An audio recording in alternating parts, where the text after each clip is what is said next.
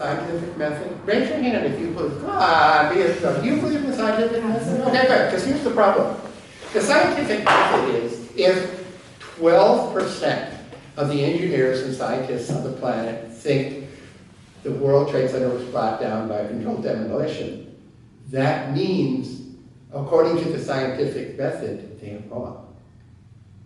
Think about that for a moment. Scientific method doesn't say everyone has to agree. It's a preponderance of people over time with the ability to replicate an experiment over and over again and reach a decision about what the probability is for the theory. The probability for the theory overwhelmingly around the world by people who actually study these things. And I'm not saying that people who dispute it and say it was brought down in controlled demolition don't study the things. It's that their view doesn't really matter for us if we're trying to change power relationships based on race, class, and gender. So, when the right wants to reach into the left, it goes in with a sham power structure research based on these conspiracy theories. Because some people on the left have never really understood how power structures work, they hear a narrative that sounds like they're on the same side. And they are so woefully uneducated about the history of Judaism and the history of oppression of Jewish people that they actually do not discern it as anti-Semitic. Right. They just don't. And, you know, and how many times has this theory been tested? I can't tell you how many graduate students have been through this. You go out and you interview people and you ask about some of these things. Do you think the Holocaust really happened? You know, do you think that there was attacks on Jews during the Middle Ages? Do you think the Crusades had anything to do with Muslims and Jews? Oh, no, God's white.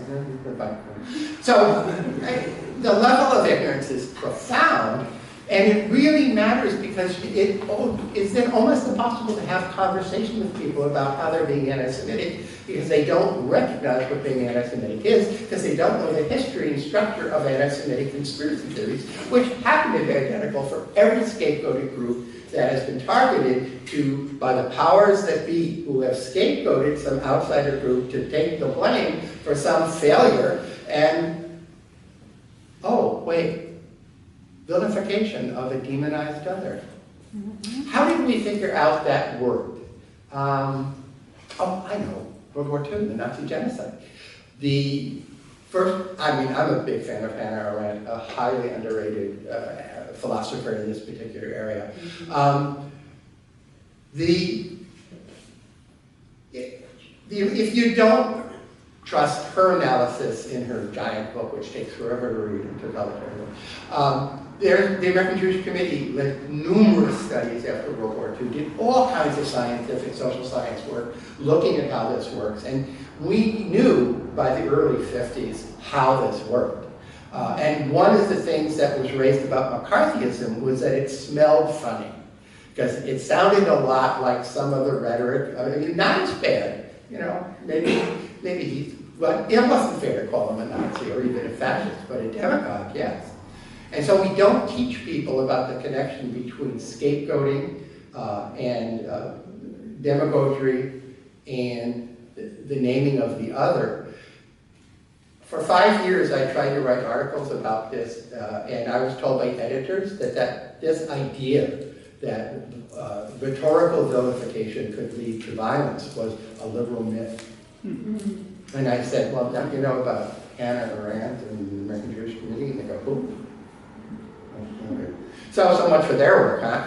So the problem then is education, but the problem also is standing strong against people who just aren't going to listen. And that's why I think the protest against the Boston Commons decision was right on and needed to be done, and people needed to be in their face. And I don't think silence is proper. Silence is never proper in the face of oppression. And the model for that is the White Rose Society, who had every reason to believe, although truth is they knocked the leaflets off about the new by mistake. But truth is they actually thought that in the long run they would all be rounded up and killed. And for the most part that was true. It just happened sooner than they thought. So hold that thought. So let's look at Hannah Arendt and enactment in Jerusalem. She's come under a lot of criticism, but I think it misses the central point.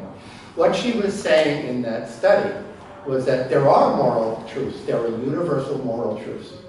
And one of them is you see someone being attacked. If you see a system of oppression, if you see an act of oppression, you have an absolute moral obligation to stand up and not just speak out, but intervene.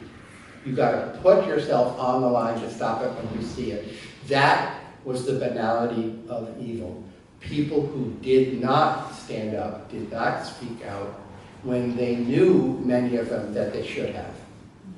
You know? And if that's one lesson we can take from Eichmann in Jerusalem, that's it.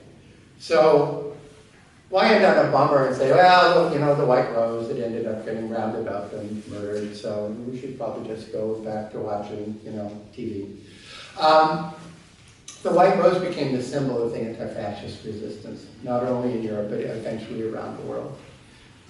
If you go to any museum kind of presentation on the White Rose Society, it's very clear that these were the people who did what needed to be done, knowing full well they were going to fail in their minds.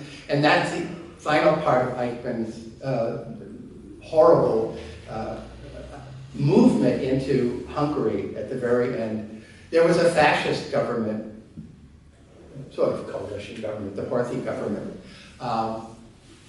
And even he refused to march the Jews to Eichmann at the railhead. And one of his cabinet ministers committed suicide. It was not a likable man who did it, but he just couldn't bring himself to do that. And so there was a Nazi putsch, and they installed the Arrow Cross, and they marched the Jews to the railheads. What have we learned then?